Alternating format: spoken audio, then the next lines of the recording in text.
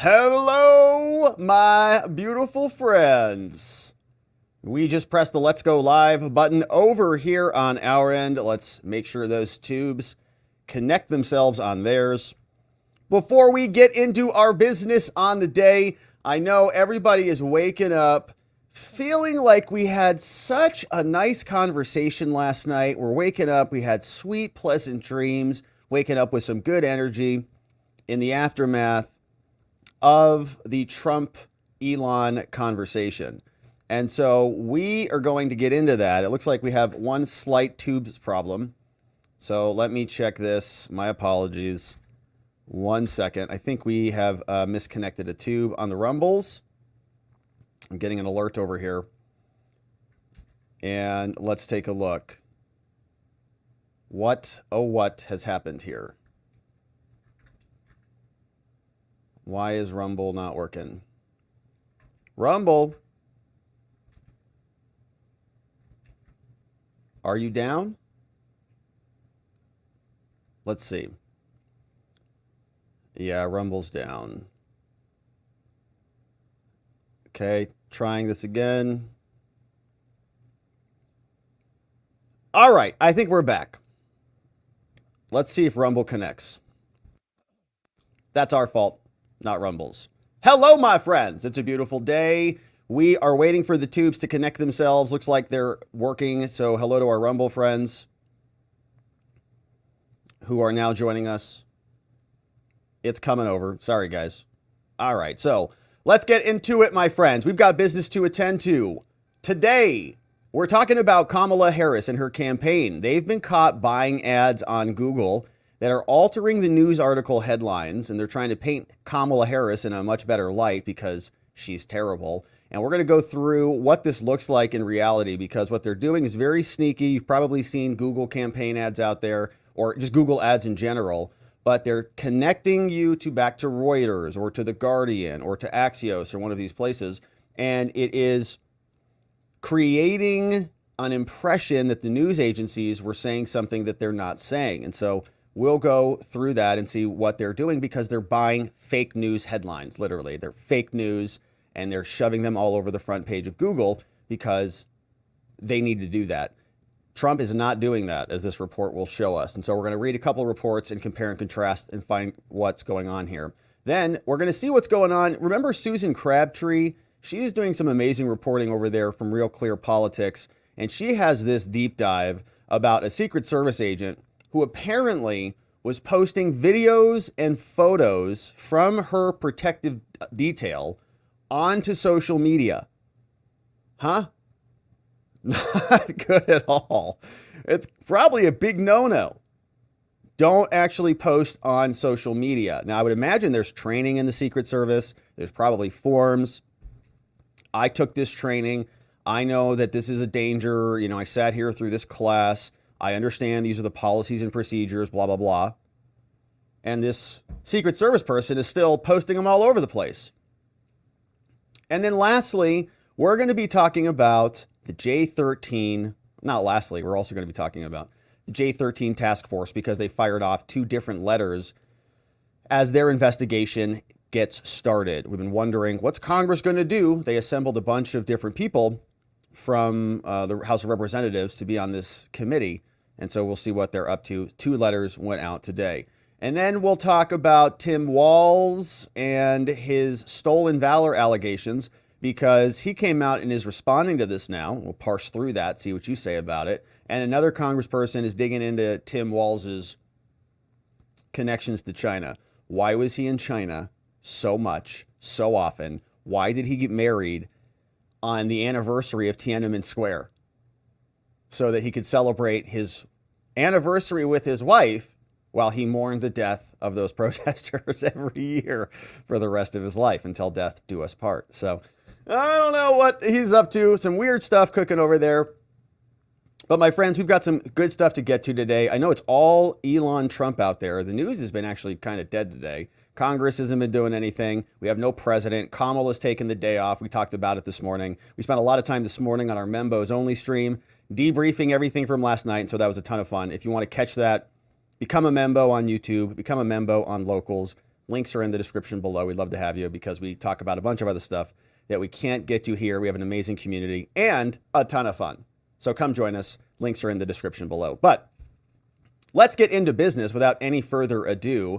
An exclusive report from our friend Susan Crabtree tells us that a Secret Service agent may have been posting photographs from her detail while she's on duty providing protection to her social media accounts. Probably a big no-no from the Secret Service. This is a wild story from the one and only at Susan Crabtree over on X. You know who she is. We've talked about her many times. She's been getting some extremely amazing details from insiders about what's going on here. We reposted this at the top of our timeline, or you can follow her at Susan Crabtree on X. Now, here's her exclusive saying the Secret Service special agent partially responsible for developing a plan to secure the rally where Trump was shot in the head is under internal agency investigation for posting videos and photos from her protective assignments to social media. She doing one of those COVID TikTok dances, like secret security dance, something, that there is like all the hip kids are doing right now. Actually, they're not hip kids. It's all like middle-aged weirdos who are making these strange videos. But all right. So I don't know. Is that what she's doing? We'll see. Now, according to several sources within the Secret Service community, the female agent served as the official site agent for the July 13th event, probably, twerking or something, that ended in an assassination attempt that nearly killed Trump and murdered Corey Competore in front of his family. Real Clear Politics is not naming the agent out of concern for her personal safety, lest you identify her shaking booty from the Secret Service. So an amazing story. As I said, be sure you're following Susan Crabtree because, my goodness, look at this puppy. It's beautiful. Says, here's the truth. A story about dissension, toxicity, and how this all plagued Trump's Secret Service detail before the assassination attempt. Reporting, Susan writes, we have rancor, we have recriminations, and serious formal misconduct complaints have plagued the entire Secret Service, all levels, and the people in the detail assigned to protect Trump, distracting the team from its mission. The regular detail team, a force of 60 employees, special agents, support staff, they have been beset by internal division, long work days and weeks, and constant stress. Last year, the team lost one of its members to suicide. That's not a joke. Among the allegations are accusations of improper sexual relationships. Oh, gosh. Just like in that TV show. Or fraternization within the team. Kimberly Cheadle was, debilitating mental health issues. We saw that one. And that one we identified. We thought it was the woman or the team who was assigned to Kamala, right? Because if you had to listen to Kamala talk all day, you'd go nuts. We'd all go nuts. We keep it very limited here, okay? We keep it very short, 20 seconds, 30 seconds max. Kamala, can't go longer than that. We don't want to lose our IQ points. But you can understand if you're the Secret Service all there, 24 hours a day, having to deal with her, whew, fried, brains fried. That's probably what happened to Joe. But anyways, non-merit-based promotions, for diversity and equity and inclusion and all that. Conflict of interest issues like covering up cocaine at the White House, unfair retaliation, like going after the whistleblowers, and the creation of inappropriate memes and social media posts. Gosh, that's our job, not theirs. On May 15th, the top two leaders of Trump's detail sternly dressed down the entire 60-member staff in a virtual meeting before the assassination attempt even took place. Got the whole, all right, get everybody together. We're having an all-hands meeting. Oh, crap, really? Rob called an all-hands meeting. What for?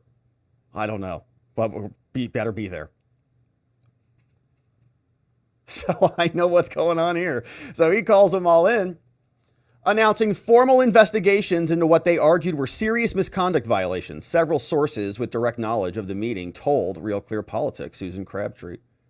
Sean Curran, the detail leader and the top boss of Trump's regular 60-member protective team, and his deputy called Matthew Piant, complained of, quote, rumors, innuendo, and toxicity among the detail, as well as selfishness and immaturity.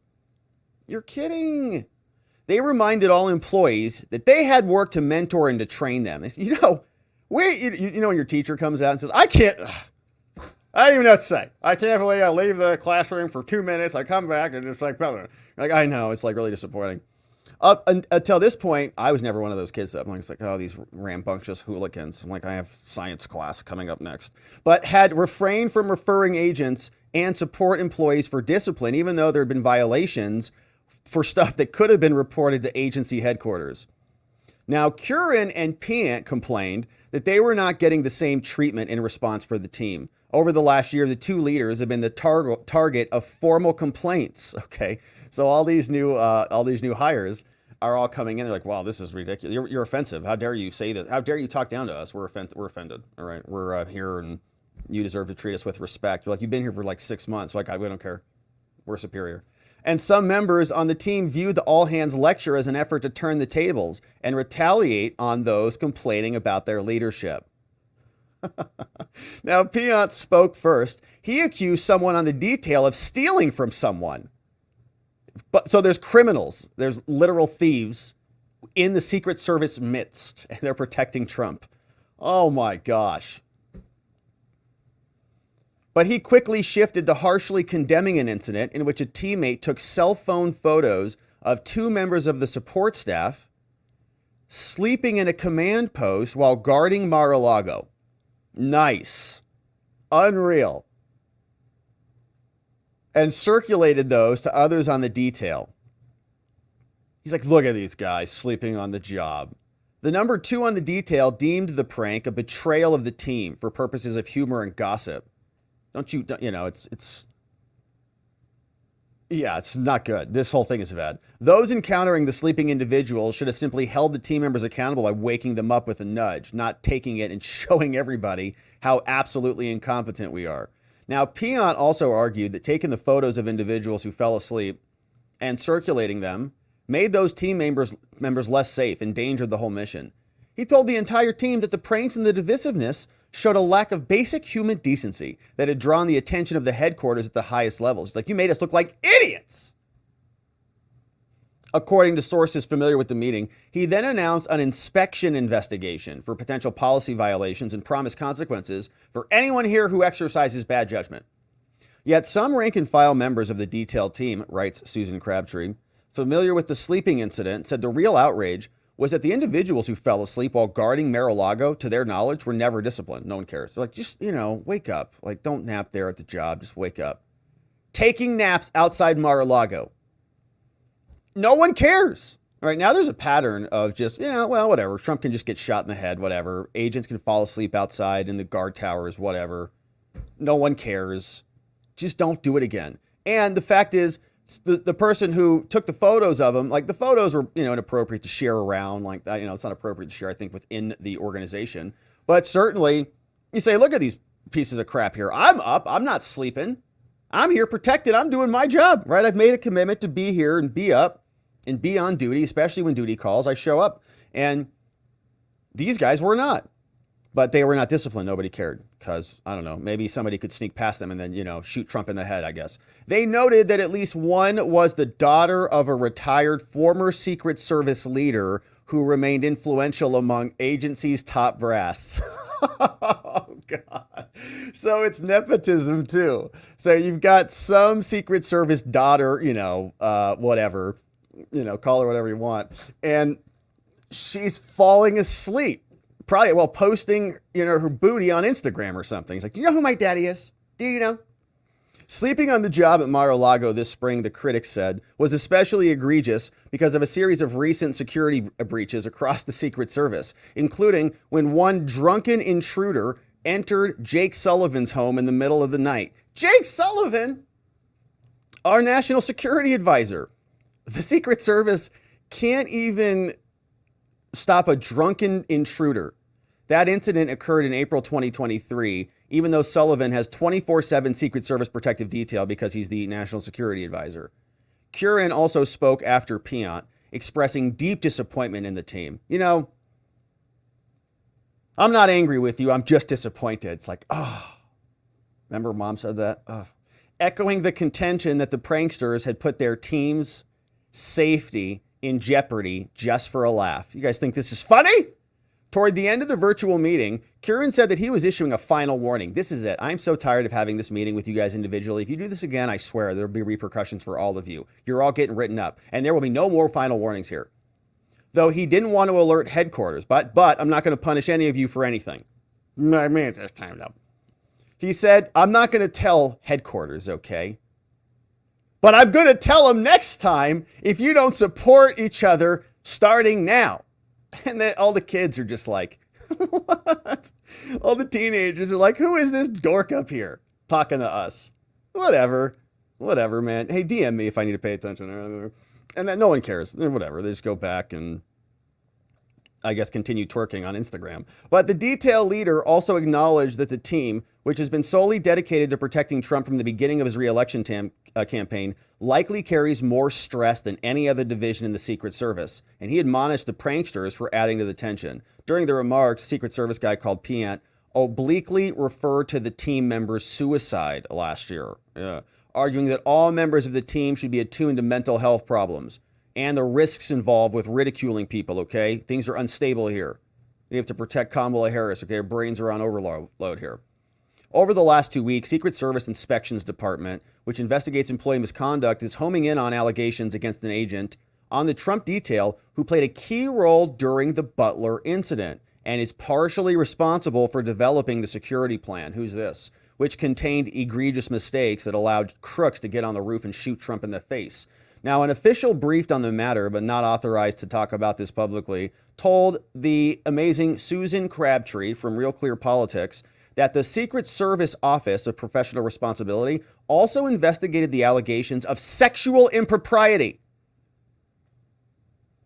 and fraternization within the Trump detail, but found the allegations to be unfounded. Now, the allegations against the site agent are a separate matter, saying the agent is now under the microscope not only for her role in devising the security plan for the J13 rally, she's also facing internal scrutiny for posting videos and photos from her protective assignments to social media. Now, the Secret Service discourages the practice, especially while standing watch on protective duty, because, it can pinpoint to would-be assailants exactly where the Secret Service puts its assets, obviously, risking the protectee and fellow law enforcement agents and officers, according to several sources within the Secret Service community. In fact, it would not surprise me, and I would expect this actually, is that their agents would sign stuff that acknowledges they understand the policy, I would guess. Now, the Secret Service has a history of just deleting evidence, documents and text messages and radio recordings. They just don't preserve stuff. So maybe they don't want agents to sign stuff because then there's a trail on it. But you would imagine, right? You go work for a company. They say, did you read our policies? Yeah. Did you read our sexual harassment policy? Yeah, I read it. Did you read our social media policy? Yeah, I read. Did you read our confidentiality policy? Yes. Our document retain. Yes, I read it all. Sign. Thanks. So I would imagine the Secret Service does something similar. All right, you're not supposed to post anything on social media about the agency. Okay, right? Like class 101, you come in there. Don't post about the agency on social media, obviously. Now, this Secret Service person doesn't care. She's like, yeah, but I got to twerk, baby. My followers got to see it. Shaking it. Now, the Secret Service discourages it. Obviously, it's a problem. Now, the agent in question served as the official site agent for July 13th. You get great photos there. Trump gets shot, yeah. That ended in an assassination attempt, wounding Trump in the ear, killing Corey in front of his family. Now, as a member of the 60-member regular detail, the agent was responsible for helping to formulate the security plan for the event, although she was mostly focused on the inner perimeter.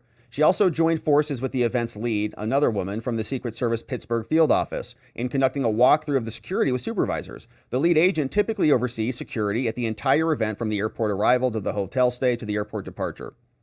Now, the Real Clear Politics analysis of Butler and the rally site agent's Facebook account, so she's seen it, noted a photo that appears to be taken from Mar-a-Lago looking across the intercoastal waterway from on scene. Like, this is a great photo. Get over here.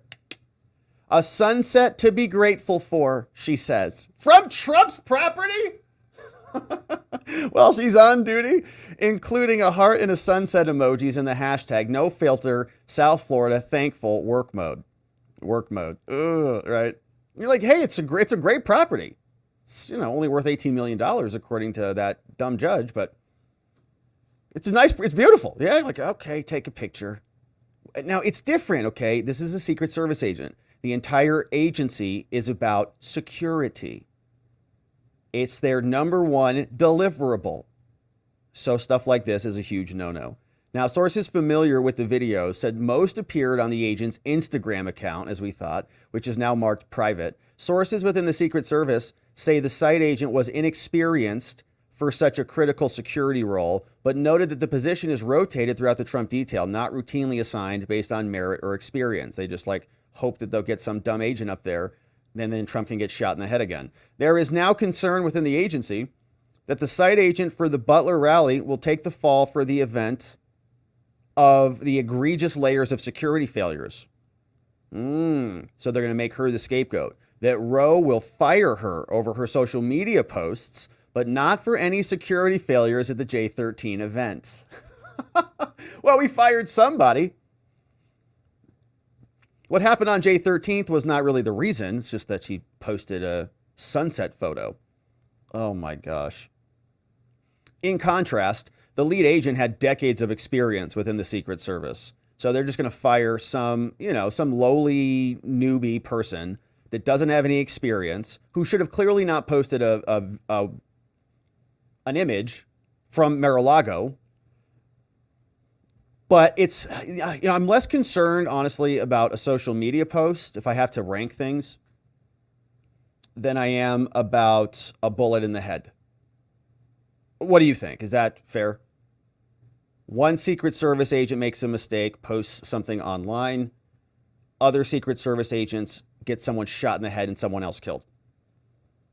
I think the latter is a little bit more consequential, but they're just going to blame her.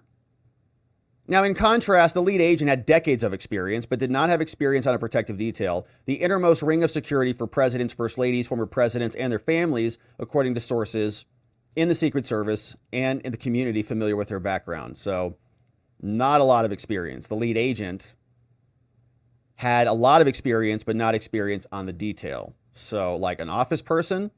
Now, while months of rancor and recriminations leading up to the assassination against Trump distracted the Trump detail from its mission, the Butler rally served as a wake-up call, according to sources. Some agents have referred to it as their 9/11 moment, where people are opting back into the detail.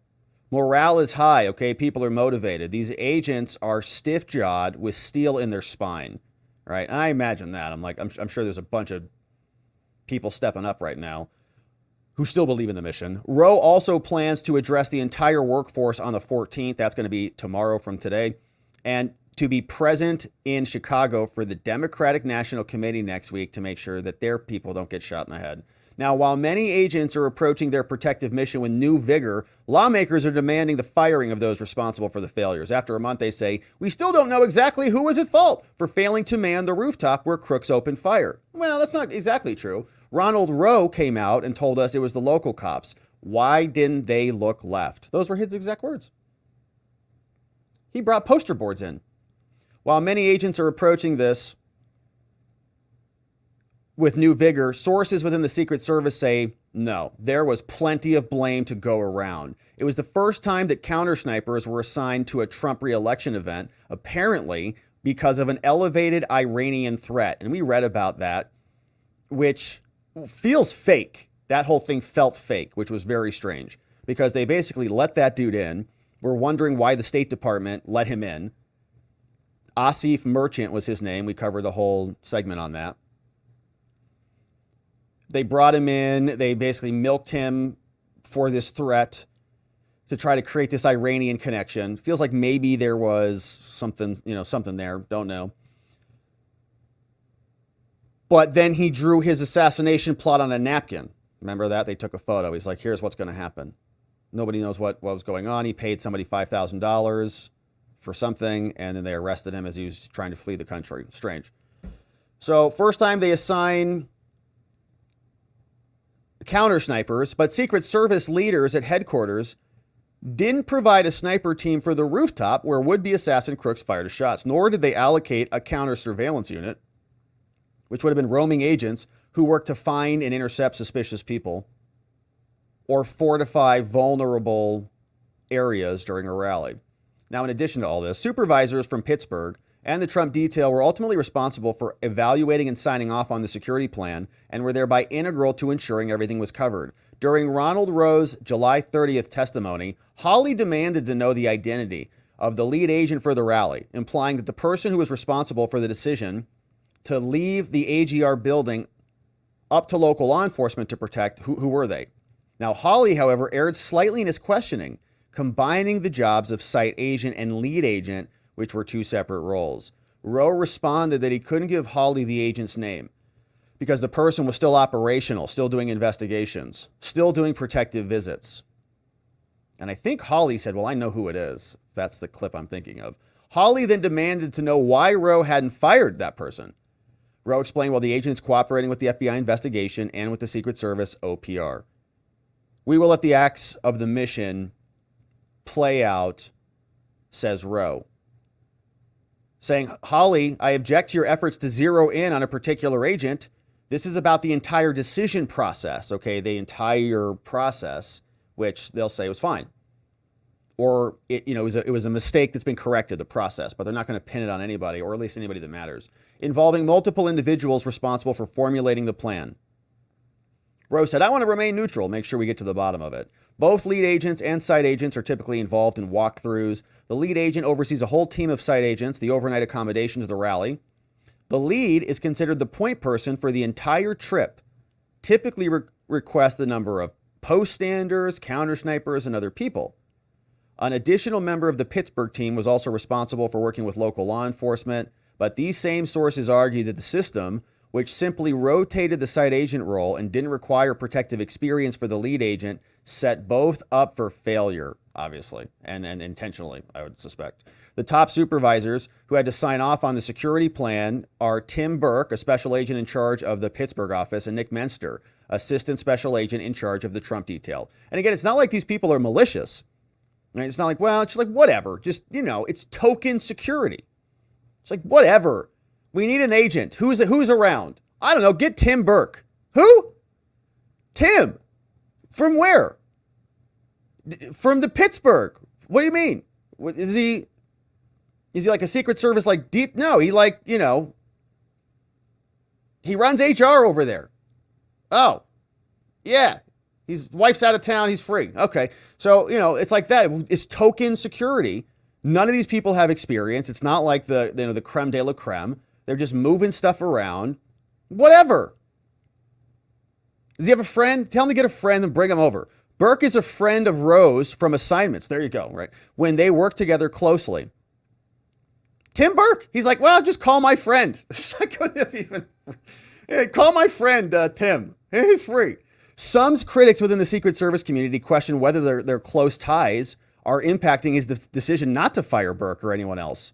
Well, it's probably Roe's decision to bring in Burke. It sounds like doesn't have any experience in this type of security. Curran was one of the agents who quickly used their bodies as human shields to protect Trump. Curran was amazing, showing the president raising his fist. Trump has repeatedly praised members, including Curran and a female agent who was also in the photo, placing her body across Trump's torso. The woman has been ridiculed on social media for being too short. There was great bravery displayed, every one of them, said Trump. There wasn't one that was slow. There was a woman to my right shielding me, a beautiful person, says Trump. She was shielding me with everything she could. Man, that's classy as hell right there. Now, despite the clear bravery of several Secret Service agents and the professionalism of the counter-sniper team, a month after the assassination attempt, questions remain unanswered, including why no one was on the roof. Roe said that he could not defend the decision to not have anyone on the roof, but wouldn't say who made the decision. Instead, he blamed the local cops. Yeah, this was pathetic. Why was the assailant not covered when we were told the building was going to be covered, Roe said. That there had been a face-to-face that afternoon, that our team leads met. Another string of security lapses. July 27th came last week. There was an intrusion of a Massachusetts salon, which we covered here, where they taped the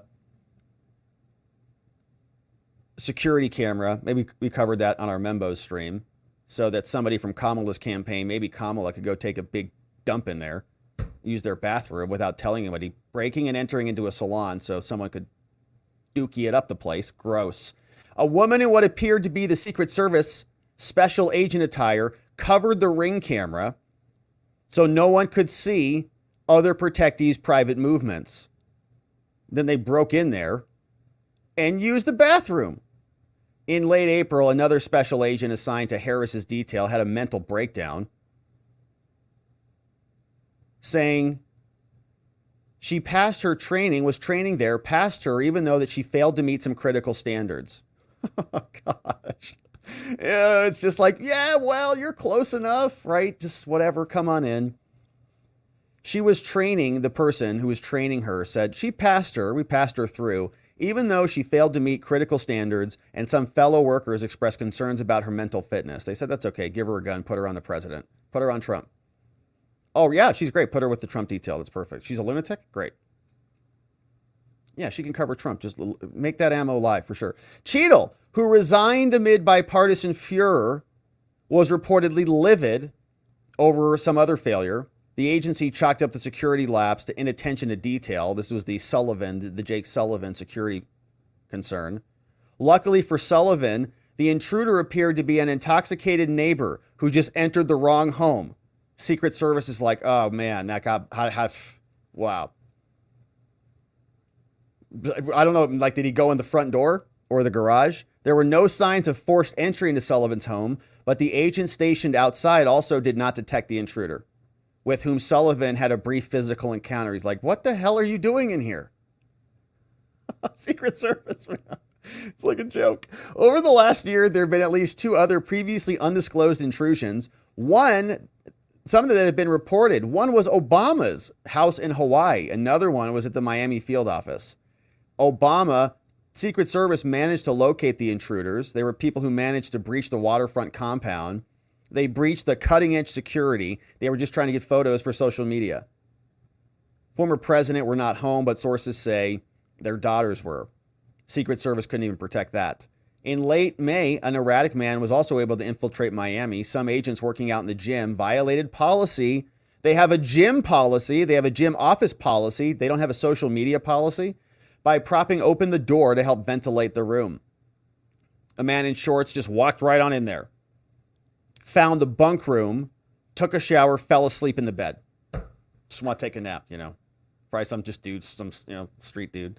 Now, Dominic accessed computers on an open internet line and watched pornography.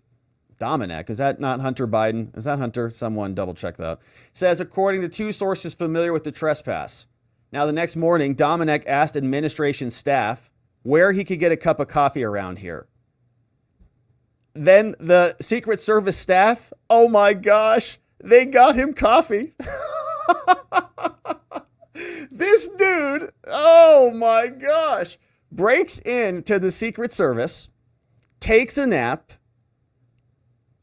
took a shower, fell asleep in a bed overnight watching stuff on the internets. He's probably doing something else there, okay? Not just sitting there watching this, eating a bowl of popcorn. All over the Secret Service facility. All night. He probably did like 8-hour session, okay, on their hard drives. Like he hasn't been in front of a computer for a long time because he's been out, living on the streets. Like, this is crazy. What, I wake up and like die and go to heaven? No, bro, you're in the Secret Service office. So you're having a great time. He's just totally drained the next morning. He wakes up. He's like, holy moly. Could I get a cup of coffee around here or what? To the Secret Service front desk. They're like, yeah, sure. You want some cream with that? What would you like? How do you take it? He then ventured into a class on defensive tactics that a supervisor was teaching.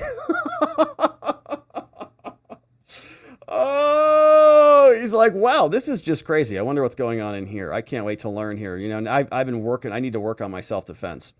The supervisor confronted him about his identity. Who the hell are you? And apprehended him. Probably used some defensive tactics on him. The Secret Service didn't arrest Dominic on federal charges. They turned him over to local Miami police. They charged him with burglary, petty theft, unlawful use of a police badge. Dominic had been arrested earlier that month for indecent exposure. Yeah. According to Miami court records, that dude had a great day. I mean, it was a hell of a day. He was like, what a story. Going back to prison again. He's just going to tell everybody, yeah, it's wild. It's a nice facility. Nice facility over there at the Secret Service. Can I have some, it's a little cold. Can you refresh this for us?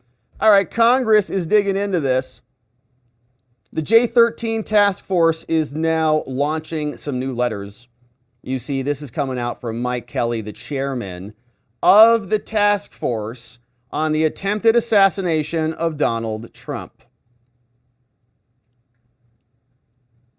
Now, this is not, they're calling themselves not a committee, but we'll call themselves the J13th Committee. But it's a task force. You see, this letter is going over to two people, Alejandro Mayorkas and Donald Rowe, Secret Service and Homeland, saying, all right, fellows, we as the chairman and the ranking member of the task force on the attempted assassination of Trump write to request documents and information related to the assassination attempt that happened in Butler. Pursuant to our House resolution, which we have now passed unanimously in the House of Representatives, we have the authority, the task force shall investigate and fully examine all actions by any agency, department, officer, or employee of the federal government, as well as state and local law enforcement, or any other state or local government or private entities or individuals in connection with this event. It's a mouthful, but you get it. Everything, everyone, everywhere. The resolution also requires all relevant records to be transferred to the task force from other House committees. And this has been my concern about this whole thing, right? This puts the kibosh on everything else that's happening in the House. It all goes to them now. No one else can do anything independently about it. It's all in one body. So anyways, in accordance with that authority, this letter serves as notice of the following. So Homeland and Secretary Mayorkas and Rowe of the Secret Service. Here's notice. 1, that the task force requests for documents and information henceforth supersede all other requests from all other members. So we are now in charge, this committee.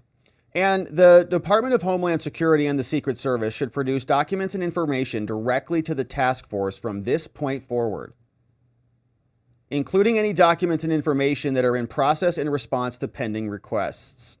I actually don't like this at all. It feels like someone's asking some questions that are a little bit too close to home or something. Some other congresspeople are getting a little bit too warm, a little too close to the fire. So in other words, we are now intercepting everything. Our committee. Don't respond to their letters. Whatever they ask for, just give it to us. Now, the task force requests all documents and information that have been produced to date to any committee of the House or Senate related to the attempted assassination of former President Trump, or the Senate, so the House of Representatives and the other body. This is coming from the House itself. And the task force requests a briefing for staff to review the DHS and the Secret Service responses to Congress to date and to discuss the task force's priorities with respect to documents and information moving forward. The briefing shall be scheduled as soon as possible, but no later than August 16th. Thank you for your prompt attention to this matter. We appreciate your full cooperation in advance. All right. So Mike Kelly, chairman, and Jason Crow, ranking member, chairman. So very interesting letter here. Here was another one. This one is not going to the same people. You can see going to be very much the same letter, but it's going to two different people. So we had Homeland and the Secret Service in letter 1. This is to two new people, Merrick Garland and Christopher Wray. So of course, the Attorney General of the DOJ and Christopher Wray of the FBI. Same story here. We have the power to investigate this. We are intervening. Send this stuff to us now. The task force requests all documents that have been produced to date, give them to us, and we want a briefing by the 16th. So thank you for your prompt attention to this notice.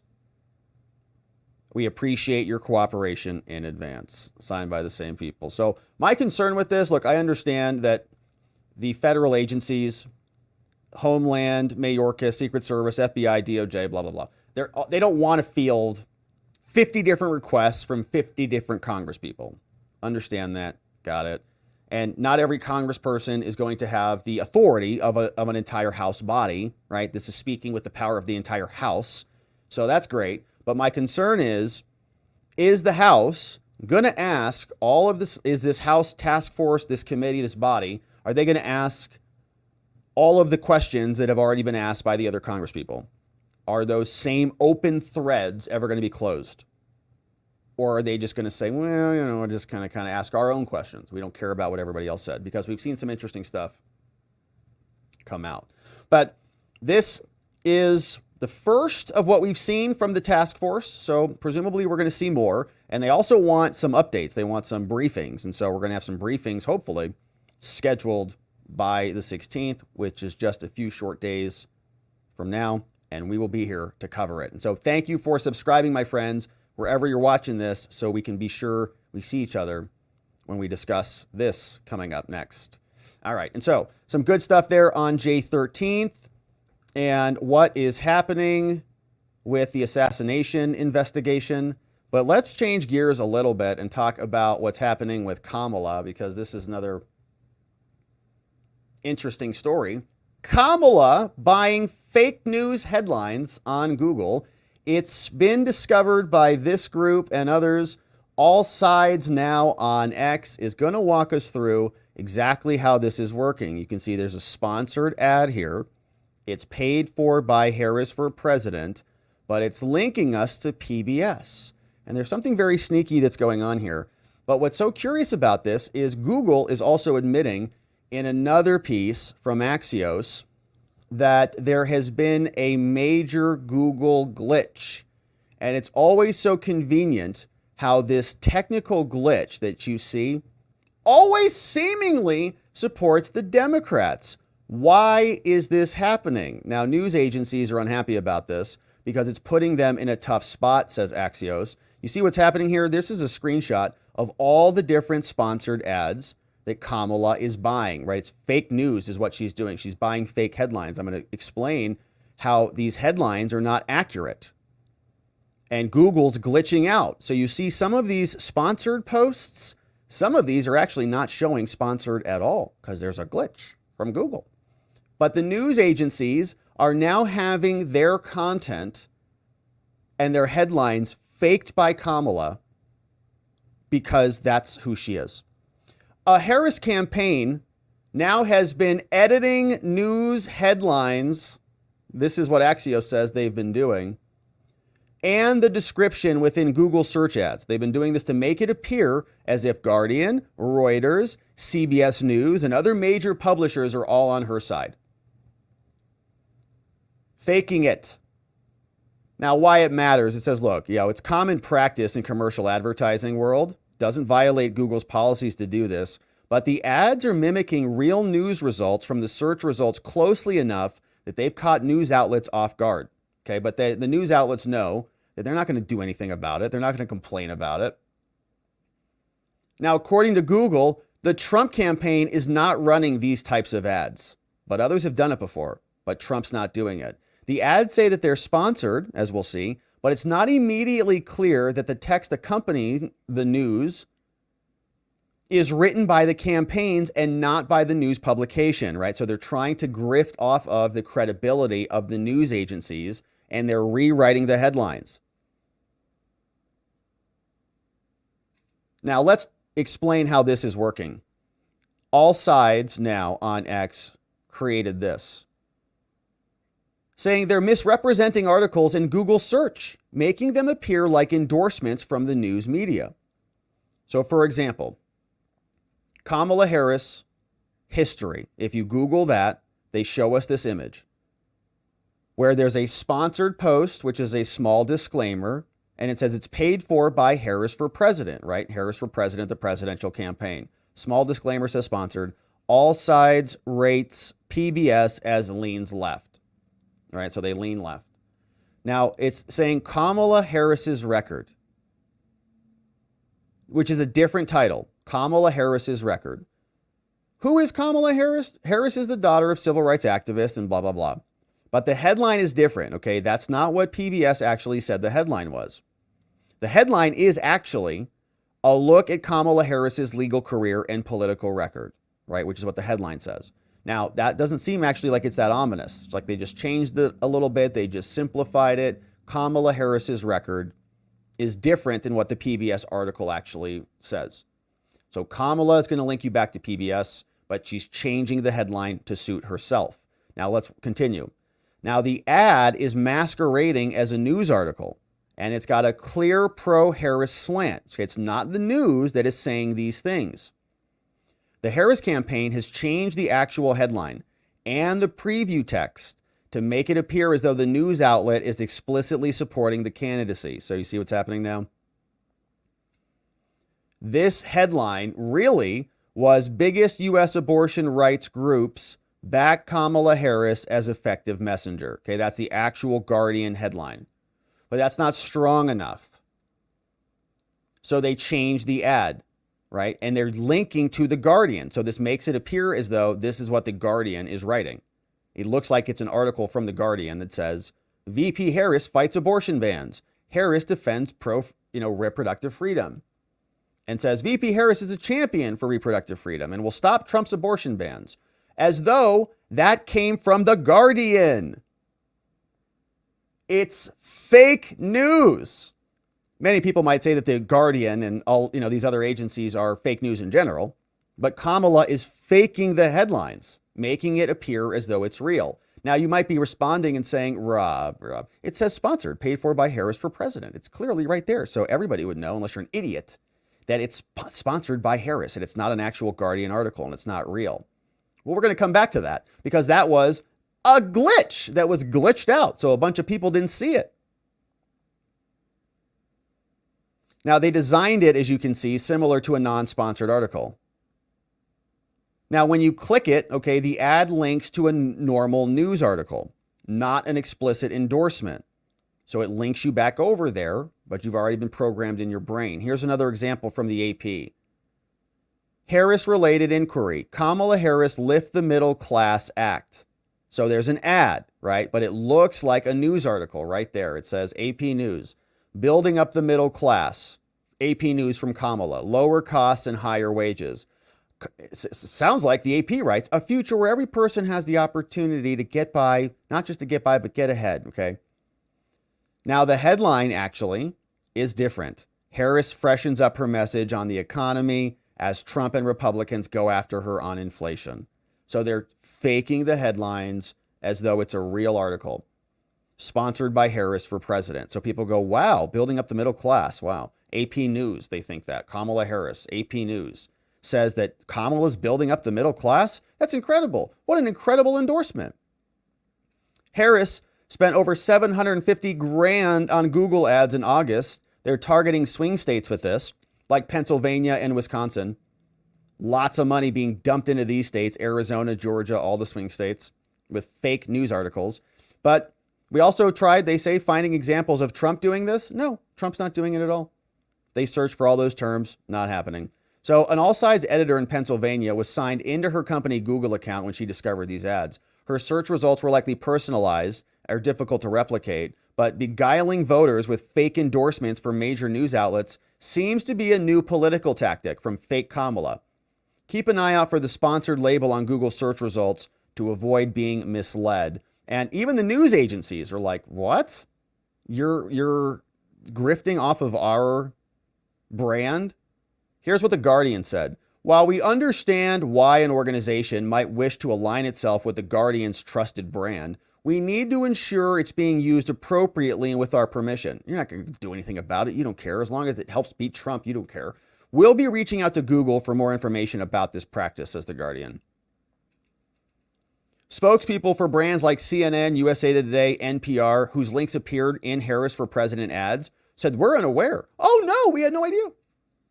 We don't care. I mean, we are basically endorsing her anyways.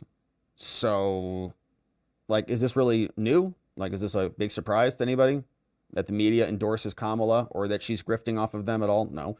They're basically working together. Google said the ads don't violate its rules, but platforms in the past have wrestled with whether this can spread misinformation. So can you just rewrite an AP headline to whatever the hell you want?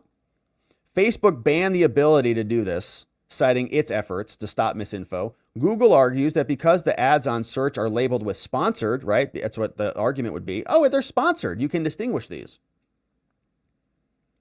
But a source familiar with the Harris campaign ads said the campaign buys search ads with new links to give voters searching for information more context. Now watch this. The campaign has complied with all of Google's rules, although a technical glitch in Google's ad library made it appear as though some ads lacked the necessary disclosures Google requires when they ran. Oh, wait a minute. So what you're saying is it didn't say it was sponsored by Kamala Harris. It didn't actually have that because there was a glitch. Just like the glitch that deleted Trump from the autocomplete. Just like the glitch that deleted the searches for the assassination. Why do all of these glitches always benefit one side? A Google spokesperson confirmed the glitch and said it's investigating what happened. Election advertisers are required to complete identity verifications and to show who paid for the ad and all that stuff, but they didn't have to do that. Since August 3rd, nearly a dozen news companies have been used in these types of search ads. They're using all the news. The Independent UK, NPR, the AP, The Guardian, USA Today, PBS, CNN, CBS News, Time, all of them. The ads include links to real articles, but the headlines have been altered and faked. For an example, an ad that ran alongside an article from The Guardian said VP Harris fights abortion bans, VP Harris and so on, which we read. This one links to an NPR story. So people think NPR wrote a headline called Harris will lower health costs. Kamala Harris will lower the cost of high quality, affordable health care, endorsed by NPR. Yeah, right. The political ad world has always been murky, and there's a fine line. Google believes our disclosures are good enough. And of course, it's another glitch. Yeah, so another glitch. Kamala is buying fake news headlines because she is a fake candidate who's just been created out of thin air. And so lots of money being poured in on this, lots of power from the big tech and social media companies. Elon is apparently fighting back. This was an interesting piece over from the Wall Street Journal, and this comes right before or simultaneous with the aftermath of the Trump-Elon conversation. But Elon apparently is jumping in. Beginning in spring, Elon quietly blocked out an hour on Fridays for politics. And he's a busy man. In weekly meetings, consultants and vendors for a super PAC updated him on their progress. They have a goal of turning out 800,000 people to vote for Trump in the battleground states. Let's go. They proposed a budget of about 160 million, most of it coming from Musk. Talked about raising an army of more than 6,000 canvassers and others. Then, less than 3 months after launching, Musk signed off on firing most of the vendors, only for the super PAC to rehire one of them after the resulting chaos. He also replaced the Texas-based advisors who helped him get the group off the ground with veterans from Ron DeSantis' team. America PAC, which is Musk's first major foray into politics, is off the ground, has ignited other prominent donors. He's tackling the election effort with his similar style, and we'll see whether they succeed or not. The recent overhaul means that they are resetting about a month before early voting starts, fewer than 90 days before the presidential election. But the Super PAC's new leadership is confident that they can execute the group's mandate. And the Trump camp has expressed support for the recent changes. They say the new program, 100% better than the old gang, solidly support this effort, says Trump's campaign advisor, Chris LaCivita. This guy's on the team. This guy's on the team. And Calabrese, Weekly and Calabrese are on the team. Another fellow on the team. So very interesting. And we'll be excited to see what comes of that from Elon. But we've got a battle on the social media front. Google continuing to glitch. Kamala continuing to buy fake news headlines, which is very appropriate for her fake campaign. So we got one final story on the day, my friends, and let's turn our attention over to, that's right, Tim Walz. Tim Walz now responding to his allegations of stolen valor. He came out and gave this talk at some events saying that these guys are attacking me for my record of service. And let's listen to him walk through this and see if we can parse through the truth of what the allegations are relative to his claims about what the allegations are. And by the way, these guys are even attacking me for my record of service. And I just want to say, they're not actually doing that, though. They're not attacking your record of service. Everybody appreciates your record of service. We're thankful for that. Thank you for your service. We don't appreciate lies about service. Stuff that is not true about service, because that's not actually service. Just to be clear, we're starting off with the false premise from the very beginning. I'm proud to have served my country, and I always will be. Great. We appreciate the service. Yeah.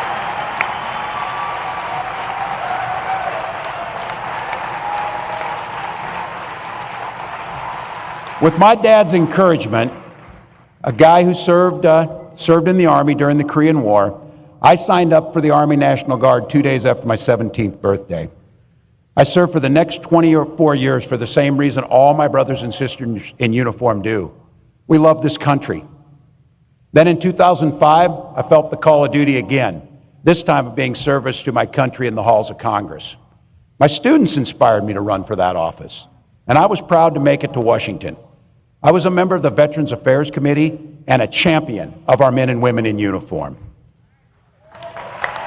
Okay. I'm going to say it again as clearly as I can. I am damn proud of my service to this country. Okay, and we'll say the same thing that we said too, the actual service.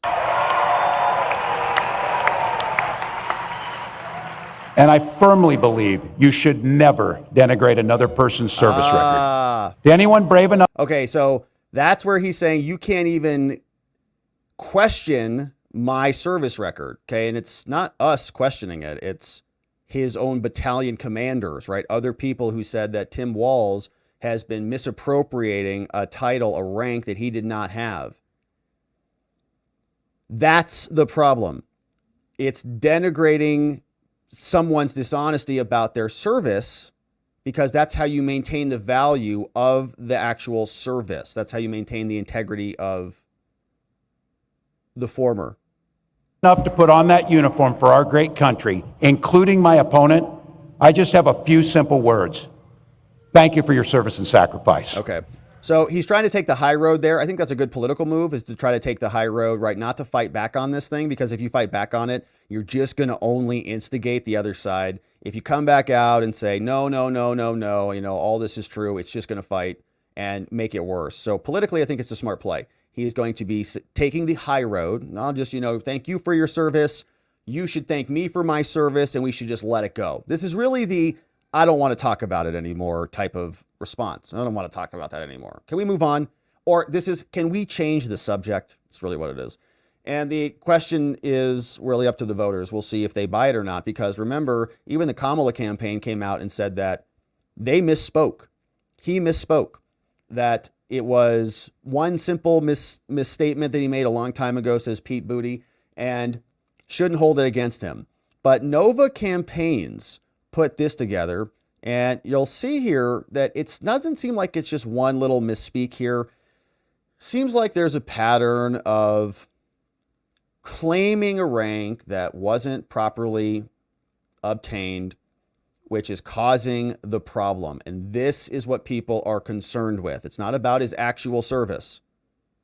It's about the embellishments on the service, and then using that service for political gain. As a 24-year veteran of the which Army, I think really makes it even worse, right? If it's somebody who's embellishing their service, that's inappropriate and not a proper thing to do, no doubt. But when you're then exploiting it and saying you've got all this experience and all these credentials and all this, wisdom and experience and expertise, when you don't, that makes it even that much worse. So here's what Nova Campaign says. They're saying he is guilty of stolen valor. He's been doing this for a long time, 16 times, claiming he's a command sergeant major, which he did not achieve. Here it is. as a 24-year veteran of the Army National Guard and a retired command sergeant major. As a retired sergeant major in the Army National Guard out of Minnesota. Retired out as command sergeant major. I spent 24 years in the military, Congressman, as a command sergeant major. I know. Tim Walz is one of those everyday people. Coach to the state champs. Teacher of the year. Command sergeant major. I am a retired command sergeant major in the Minnesota National Guard. I am a retired sergeant major in the Army National Guard. Okay, so some of those are right? It's different. Sergeant major, command sergeant major. But I consider to be the responsibility and the privilege of being the highest ranking enlisted personnel ever to serve in Congress. And the Democrats. What rank was that? Command sergeant major. So when you first came to Washington, you were a retired command sergeant major in the Army National Guard. So you... I was an enlisted soldier for all those years, and care of troops and making sure they have the right equipment is paramount. So he's a coach to the state football champs, and he's a command sergeant major in the Army National Guard. And I need to introduce to you my favorite coworker, who achieved the rank of command sergeant major in the Army National Guard, and someone who proudly wears the Red Bull whenever he can. So please join me in welcoming our governor, a veteran, Governor Tim Walz. 17, served 24 years, including in Operation Enduring Freedom, retired as a command sergeant major, which makes him the highest ranking enlisted soldier to ever serve in the United States Congress. That's what he said. You have a visitor that's coming. This is Congressman Walz from Minnesota. He's a retired sergeant major in the Army. A retired command sergeant major in the National Guard. He represents Minnesota's 1st Congressional District and is the ranking member of the House of Veterans Affairs Committee. A member of American Legion Post 11 in Mankato, Minnesota. He was the creator and sponsor of the American Legion Coin Bill and was a valuable ally in the passage of numerous other veteran-centric legislation. Please give a warm American Legion family welcome to Representative Tim Walz. Lots of them. Retired command sergeant major. You can see it spread all over the place. He was not a command sergeant major, and they kept, of course, saying that he was. And that's the concern. That's what people have a problem with, Tim. It's not about your service. We appreciate your service and are grateful for it. But there's more to uncover about Tim Walz. Once again, from Susan Crabtree, sharing this with us, says, this is a very interesting question that's come out from Jim Banks. Why, oh why, did Tim Walz go to China 30 times? Here's the letter that came out from the Congress, and this one's going over to Lloyd Austin. You can see it says, Dear U.S. Department of Defense Secretary Lloyd Austin, from Jim Banks, Indiana, House of Representatives. He says, Dear Austin, I have some concerns about Tim Walz of Minnesota, that he may not have complied with foreign travel reporting requirements for a security clearance during his many trips to China while he was serving with the Nebraska and Minnesota National Guards. As you know, Governor Walz served in the National Guard for nearly 24 years and left the Guard as a senior enlisted service member in 2005. Now, the vast majority of senior enlisted service members in the Army and National Guard receive a secret level security clearance as part of their duties. Walz almost certainly received such a clearance. Now, because of the enormous trust the military places on security clearance holders to protect our national security, All service members and employees of the DoD with clearances are required to report foreign travel plans to their organization's security office before they travel abroad. Clearance holders often require prior approval and threat briefings for foreign travel to prepare them for the risks, hostile foreign intelligence activity, etc. These intelligence threat concerns are far greater when a security clearance holder travels to an adversary nation like the PRC, especially when that clearance holder travels there on dozens of occasions. Clearance holders who return from foreign travel are also required to complete debriefing questionnaires for the security office, detailing their trip and reporting any potentially suspicious interactions that occurred during their travels, right? Because you've got extra clearance. Walz traveled to China constantly between 1989 and 2005, and he and his wife also organized trips to China from 94 to 2003, at least annually. During this whole period, Walz remained a service member in either Nebraska or Minnesota National Guards and presumably held a clearance for much or all of this time. Walz claimed in 2016 that he had traveled to China nearly 30 times. It is likely that at least on a dozen of these trips occurred while he was a guardsman. In addition to his regular trips, Walz has shown a concerning affinity for China and a willingness to downplay or overlook the threat posed by the CCP. In 2016, Walz said he totally disagreed that the U.S. relationship with China was an adversarial relationship. There's many areas of cooperation we can work on, he said. Walz chose to have his honeymoon in China and even bizarrely planned his wedding date to coincide with the 5th anniversary of the 1989 massacre in Tiananmen Square. Massacre. Strange behavior. Saying that Tiananmen Square was a weird anniversary date. Observers have also noted that his views on China continue to be overly optimistic, almost Pollyannish. Now, the CCP can use this optimism to exploit naive foreign visitors, particularly visitors who are military service members. Walz bragged after one trip to China that they gave me more gifts than I could bring home, and that I will never be treated that well again. That's weird. Any individual traveling dozens of times to an adversary nation in a personal capacity while having access to classified information is obviously a security risk. An individual with a clearance should have had the good judgment not to engage in that travel in the first place, and any superiors or security officers for that individual are obliged to prevent such risky behavior. This is particularly the case when that individual is willing to repeatedly accept gifts from and develop relationships with foreign nations of a hostile nation, or when said individual refuses to acknowledge a nation is an adversary to begin with.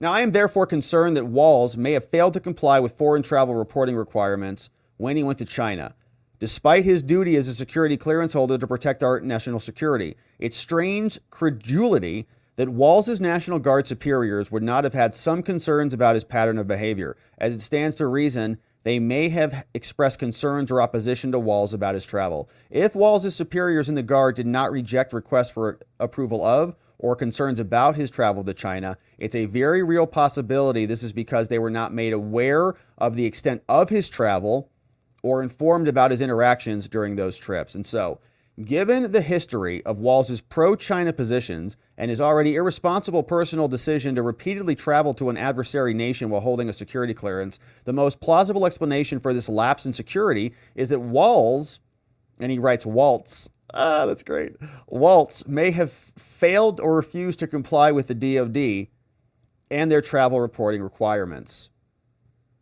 If Walz did fail or refuse to report foreign travel to an adversary nation to his superiors, the DoD must investigate this reckless disregard for our national security and set the public record straight. So given these concerns, Lloyd Austin, I've got the questions that I'd like to answer here. Did Governor Walz hold a security clearance during his time in the Minnesota National Guard? If yes, when was Walz first granted a security clearance, and when did his clearance become inactive? What level of clearance did he have? And was he required to complete any clearance renewal applications when he went to China or disclose any of this during his trips? How many times did Walz, and during his service, did he travel to China while holding a security clearance? Do you know? Did Walz ever fail to report an upcoming trip to China to the appropriate security office prior to departing? If yes, how many times? Did Walz ever fail to receive prior approval before going to China? If so, what did that look like? And did Walz ever decline to attend a foreign intelligence briefing prior to traveling to China? Did Walz ever fail to complete a debriefing when he got back from China? If any of the debriefing questionnaires, which Walz may have completed, in any of them, did Walz report that he'd met with anybody from the PRC or from the Communist Party? Did Walz ever report that he experienced probing inquiries about his position? Did he ever talk about being approached by foreign intelligence? Did he ever report receiving financial gifts or in-kind gifts while on the trip? Whether those gifts came from an official of the government, from the PRC, or from the CCP? Did Walz ever report meeting with any organization that was tied to or subject to the control of the United Front Work Development? Was Walz ever investigated, disciplined, or reprimanded in any way for failing to report or to receive approval of travel to China, or for failing to debrief the relevant security office? And did, lastly, any superior of Walz or any official in the relevant security office overseeing Walz express concerns about Walz's travel to China, or warn him that his trips posed a risk to national security? And if so, when were those warnings issued? Did he then continue to travel to China despite knowing that his actions jeopardized the national security of the United States? Thank you for your attention to this matter. I look forward to your response. So that is from Jim Banks, and Tim Walz is now being questioned on multiple fronts. What was he doing in China? Why is his wedding date the anniversary of the Tiananmen Square massacre? And what is Tim going to do in the White House? The voters will decide if that happens at all, and we'll be here continuing to cover it. As these issues continue to develop, we'll be here continuing to cover it. Thank you for subscribing, my friends, and joining us as we continue along. And all right, my friends, so let's see what you say about all of this. Tim Walz, stolen valor. We have one more clip here before we jump into your comments. Here's one about Democrats being cautious. Then we'll jump into your comments. I want to take a step back and sort of point out we've kind of been here before. So August 13th, how far were the polls off in Michigan, Pennsylvania, in Wisconsin? And this is in 2016 and 2020. Trump was estimated both times around and by significant margins. Take a look here. In 2016, the average poll in those states that I mentioned, those Great Lake battleground states, Trump was underestimated by 9 points on average at this point in 2016. How about 2020? It wasn't a one-off. Look at this. He was underestimated by 5 points on average. And, of course, Kamala Harris's advantage in those New York Times Siena College polls were 4 points in each of these key battleground states, Michigan, Pennsylvania, Wisconsin. The bottom line is this.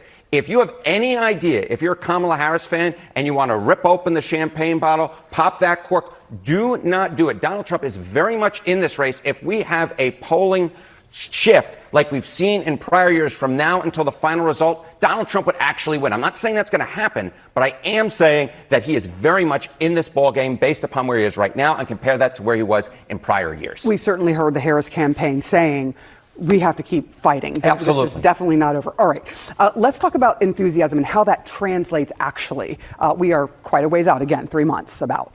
Yeah, yesterday I was mentioning, the enthusiasm for the Democratic ticket was up. Yep. But that enthusiasm is not the same thing as going out to actually vote. And there's a different question, which essentially says, how certain are you actually going to go out and vote? And this is the top range. Almost certain to vote. Again, Michigan, Pennsylvania, and Wisconsin. This is among registered voters. Look at this. Look at Kamala Harris now compared to where Joe Biden was back in May. In fact, 62% of Joe Biden voters said they were almost certain to turn out and vote. Now, it's gone down. It's actually gone down a little bit. I would call this in the same general area at 61%. But it's basically unchanged. And look at Donald Trump. He was at 58% in May. He's actually gone up a little bit now. He's at 60% now. Again, basically no real change. So the bottom line here is, yes, there may be more enthusiasm for Kamala Harris, but the fact is we're not seeing that necessarily translate in the almost certain vote. And one little other note, Sarah, I will note this. Donald Trump is more popular today than he was on August 13th in either 2020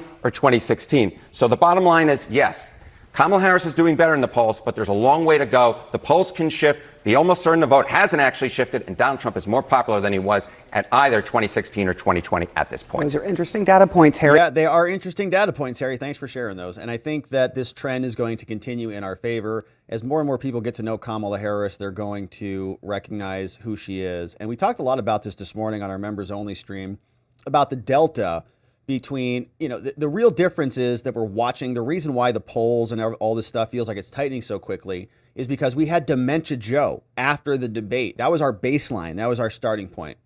So you could have basically thrown in a turnip, over Joe, and the polls would have gone up. They're like, we're like running like a literal vegetable. Actually, remember they had that head of lettuce or whatever. You could run a head of lettuce and it would do better than Joe. So they put in a human, Kamala, and so she's coming up in the polls.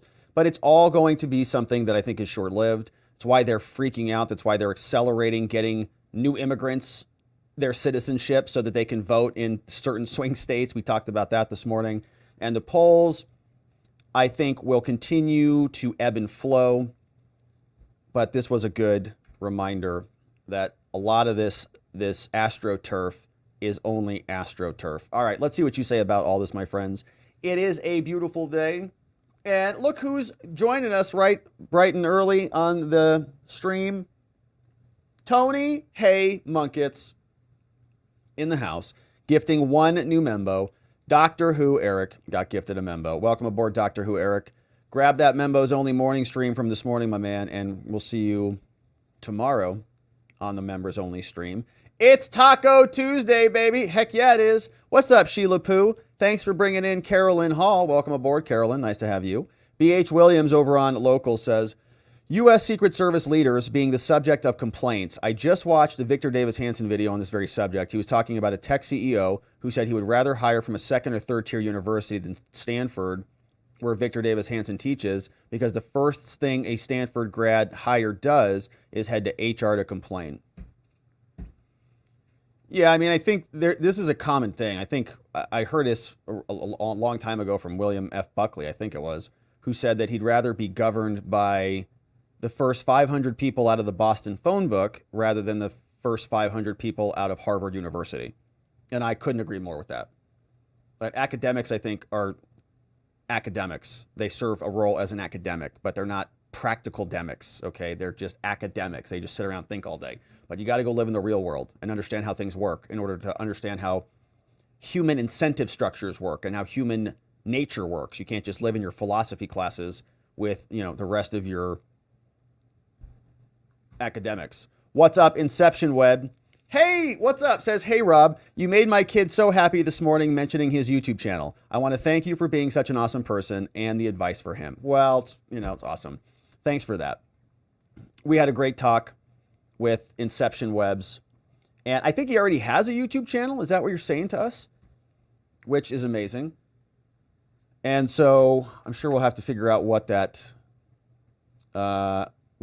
comment was from this morning. It was a beautiful comment from this morning. And Logan Bro, that's right. Logan Bro 417. Logan Bro 417 is the YouTube channel for Inception Webs. Awesome. 10 years old, starting a channel, excited about it. We gave some thoughts on that. Logan Bro 417 in the house. Amazing. Logan Bro 417. Thanks. Don't mind me. Shared the link. Amazing. So super fun. Thanks, Inception Web. We love it. Get on the tubes. There it is, Logan Bro. Amazing. Logan Bro on the interwebs. Amazing. Logan Bro, we're excited to see your channel grow. It's going to be amazing. And we can't wait to follow you along through all your success. Thanks for being here. We've got this one. What's up from Inception Web? It was fun this morning. Former LEO says the entire Secret Service should be dissolved and the directorship given to retired General Flynn. This is a paramilitary organization and should be run as such. When on active duty, sleeping while on guard duty got you an article. Okay, for former. When on active duty, sleeping while on guard duty got you an Article 15 or worse while working as an LEO. It would have earned you an opportunity, unpaid vacation, or a permanent vacation. Touchy-feely is BS. Yeah, it's like that's your entire job is to be awake and to be on guard. Like, that's your entire job. You don't get to sleep. That's like a fatal flaw. It's like, it's amazing. Secret Service doesn't care. Glocky says, holy smokes, Trump's 60-man detail is in trouble. Lots of trouble. The 2 agents in charge had to dress down the whole detail. This is wild. It's a great article. Someone should cover that on a live stream, Glocky. Hey, Acid Burn says, God save the king of President Trump, 2432 from Acid Burn. Knox is here. Happy Taco Tuesday, all. So they are firing the agent who was grateful to be seeing a sunset, and they're keeping the person who allowed Butler. That's what it sounds like, yeah. And I was ripping on the sunset one, and then I was like, wait a minute, she's going to be the scapegoat. They're going to be like, well, she was just like a nice, it was like bring your daughter to work day. She's like, oh, I have to take a photo. And boom, you're fired for getting Trump killed. And you're like, what? No, that was everybody else. What's up, Knox? Great comment. Hey, Glocky says, I'm going to guess the problems with the Secret Service, like a lot of other agencies, started when they moved them from the Department of Treasury to Homeland. Homeland's a mess, yeah. All these agencies used to be directed by different appointees, and that ensured bias was kept low. Now they all report to the head of Homeland, Mayorkas, one political appointee, recipe for disaster and political corruption and targeting. Great comment. You're right about that, Glocky. It's too centralized. They all just collude with each other, all under the one agency. Knox says, I did notice the Trump lisp right away. Knox says, it sounded like a chipped tooth, but I always worry about head trauma, which does not always quickly present. I hope he gets a scan for a possible temple bleed post-trauma. That's funny, Knox. I didn't hear it. I did not hear it. And I'm being genuine. I'm not just saying that. I'm like, I didn't hear it. I mean, I heard Trump sounded different, but I wouldn't say it was coming out of Trump's mouth. Like, I didn't attribute it to Trump's mouth. It sounded like just he was, he just sounded different based on the audio. It sounded like his voice was also up, like, what do they call it, an octave or something? And some people heard it, right? Some people heard it, some people didn't hear it. But again, I was listening, so, my excuse might be I was listening with this one headphone in this one ear, shoved deep inside there. Get in there. So I may have been hearing it, and this is not a bad headphone. I think it's like a decent quality headphone, so maybe it's because I'm hearing it directly in my eardrum and you're not. Maybe it's the speakers, who knows? But I definitely saw it in the chat. I saw other people were seeing it, and Knox, apparently you're saying you heard it. Someone else brought this up, though, that there was a Ron DeSantis lisp problem as well. And that feels like it rings a bell to me. Like, that actually feels like I remember that. High pass filter, audio compression. Yeah, and then my other thought was, it's compressed when it gets to me, then I compress it in our live stream, then it goes to you. But Jennifer says, don't crack your neck on the live streams anymore. Can you guys hear when I do it? Can you hear that? Can you hear those? I don't know. Can you hear that? Oh, that was a good one. I did notice the Trump lisp right away, says Knox. Yeah, I didn't really notice it either. All right, what else we got? Thank you for that, Knox. This old guy says, makes you wonder how many Dominic Secret Service type stories in other agencies we never hear about. Huh? We never hear about, huh?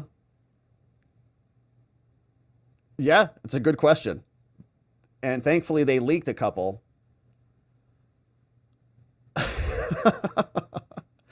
And thankfully those were not bad, but I can sometimes get some really good ones. Like first thing in the morning, it's like, I don't know if it's a good thing or a bad thing. Someone told me that my neck, your neck will stiffen up like that or something like that. But I thought that's like a wives' tale, isn't it? All right, this old guy. Yeah, I'm sure it's just degeneracy and debauchery all over the place, but we never hear the half of it. Mandrake, what's up? Welcome aboard. Mandrake in the house, new supporter. We'll see you in the morning. Hey, Mandrake says, I don't know how I got unmembered, so here's another membo dono. Oh, man. Yeah, so sometimes like a card will change. Like if you get a new debit card or something, I think it'll change and then you don't, it doesn't carry over. But we missed you, Mandrake. Thanks for coming back. We're glad you're here. You too, Matt. You too, Don. Yeah, and the membos last for 30 days, then they expire. Here's one. From Spuds, the Norwegian blues loves kicking on its back. It's from a Dead Parrot skit. I don't know what that is. We don't have a president, says End Wokeness. Elon says we haven't had one for a while. Ray Ronk, what's up, says Walz just admitted that the VA disaster is his fault. 10 months as a member. That's a baby +1, Ray.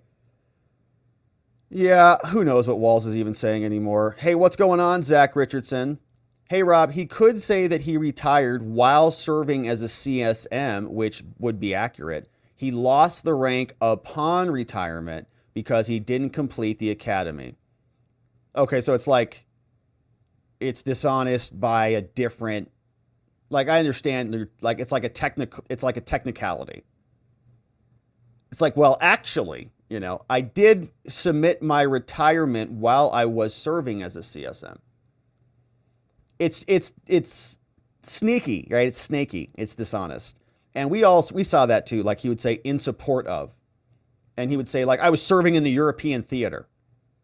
That was the one that kills me the most.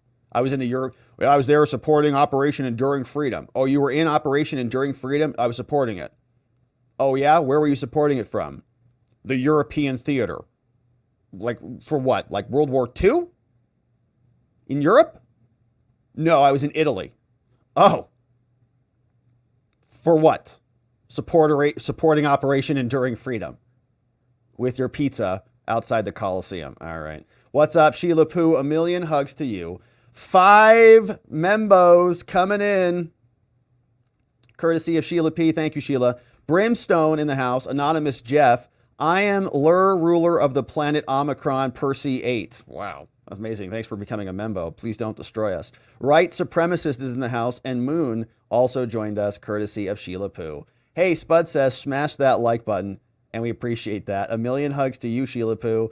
Coming in with 5 more membos. Thank you, Sheila. Grant Rasha, J.M. Farouch, Ann Davis, Phil Hiller, and 1968 Camaro SS in the house. NY Renal says, talk about weird. China as a destination point from Minnesota is a pain. To go every year is weird. I don't know, Rob. You went to China. What do you think? Well, I actually enjoyed my time in China. Yeah, I went to China. I traveled to Beijing, saw the Great Wall, went and saw the Forbidden City. I think I saw, Shanghai, stayed in Shanghai, traveled all around there. I really enjoyed my time there. I thought that there were very interesting people there, very interesting culture. I learned a ton. I would, unfortunately, I think a lot has changed since I went. I think that was pre-COVID and a lot of stuff has happened there. I'd be very concerned about going back to China with their lockdown policies and stuff. I think the whole situation has changed. But unfortunately, it's a beautiful country. I met some very interesting people there. And I will say, yeah, I had an interesting experience. I could debrief on this a lot. Now that I'm thinking, I have a flood of things to say, and I'm like, all right, it's not the appropriate time for a long tangent on it. But I think if he had another reason to go, like if it was a business operation or something like that, like foreign student trips, I'm looking for some other justification other than just the dude loves China. Knox says, I thought the convo on X was great. Very thoughtful, and no, I cannot imagine Harris doing a 2-hour sit down. No way. Not at all. And I honestly would love it if she did, though. I would love to have her sit down. I don't care with who. Rachel Maddow, with anybody, pick someone. I would listen to it if I could. I would listen to it because I want to know. I want to know how her brain works. I want to know how these people's brain works, or doesn't work, more specifically. Hey, it's the Munkets in the house. Bringing in 5 new membos. Thank you, Tony. Hey, Cola's coming in. Old Drill Sergeant, Nicholas McCoy, Deepwood's here, and Archangel gifted membos, courtesy of Tony Hay Munkets. Hey, it's the Munkets. We got this one from Tomorrow VI. Says, please note that modern academia does not allow thinking very much. It's dangerous. Papers must be ethically compliant with establishment orthodoxy. Yeah, and also if you don't want to really, write a paper, you just copy it from others who actually did write it, and you'll get into Harvard. V is Never Silent says, what about the chef death at Martha's Vineyard? Secret Service failure there as well. Well, I think that was a drowning. I don't know if they're, on lifeguard duty. Unless you don't think it was a drowning, unless you think someone murdered someone there, which I think some people do. NY says, I would be very, very surprised if Trump had a neurological issue like a head bleed or something. He was quick to respond to questions. He was detailed in his responses. Yeah, I thought he was fine. I thought he was fine. It's funny. It's like some of us were like, what the hell are you hearing? And others are like, I think he might be bleeding out in the brain. We're like, what? What did you listen to? I don't know. It's funny. But I did see some comments in the chat. I did hear, it kind of reminds me, maybe it's like one of those, like Brainstorm. And what was the other one? Like Brainstorm and Green Needle and Brainstorm and Green Needle and Brainstorm. And you're like, what? You just kind of hear what you want to hear. Yeah, others say clearly a mic issue. And that could be very true. Hey, what's up? We got Be Torn in the house with some memes. What's up, Be Torn? Thanks for sharing some of those. Got some good memes over there. James Pepper's over there. And Alfred Newman. One of the best lines from the event last night. No way. You're not going to do it. Way. I'll do it. Okay. He said he's going to do it. He said way. So some great comments over there. Thanks for sharing those. And it's great to see everybody on X and elsewhere. Thank you so much, my friends, for sending in those amazing, very generous donos. Super grateful to have you here and have your support as we go through all of this. But we are going to leave it there on the day. It's a beautiful Tuesday. Hopefully you have some amazing plans tonight. You're going to get some tacos or something and enjoy. We are going to go over to watchingthewatchers.locals.com for our members only after party, where we're going to debrief, hang out for a little bit. We do members streams in the morning for YouTube members and locals members. We'd love it if you became a member. We have a lot of fun and we have a great community. So come join us on YouTube or on locals. Links are down in the description below. Before we wrap it up, I want to thank our amazing mods and our meme smiths, including K Bean in the house, Just Cause, Playing Hooky, Ronnie Cole, our friend Zach Nichols, Janek, Dog Digger, Economy Pilot, Donut Mind Me, clipping away for us hard today, Carrie B, and our friend Zulu, all helping out. We're grateful to everybody who helps bring the show together, keep things nice and orderly in the chat. We love everybody who joined us. But my friends, that is where we are going to leave it. On the day, we are going to be back here tomorrow to get into all of this again. And in order to do that properly, we're going to need to see you right back here so that together, with your help, we can shine that big, beautiful spotlight of accountability and transparency down upon our system with the hope of finding justice. Make it a beautiful night, my friends. Sleep very well. I'll see you right back here tomorrow. Bye-bye.